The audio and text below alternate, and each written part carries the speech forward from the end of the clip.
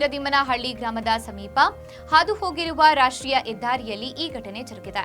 ತಳಕು ಮಾರ್ಗವಾಗಿ ಬೈಕ್ನಲ್ಲಿ ಪ್ರಯಾಣಿಸುತ್ತಿದ್ದ ಅಕ್ಕ ತಮ್ಮ ಹಿರಿಯೂರು ಮಾರ್ಗವಾಗಿ ಬಂದ ಕಾರು ಚಾಲಕನ ಅಜಾಗರೂಕತೆಯಿಂದ ಈ ಅಪಘಾತ ಜರುಗಿದೆ ಎಂದು ಸ್ಥಳೀಯರ ಮಾತಾಗಿದೆ.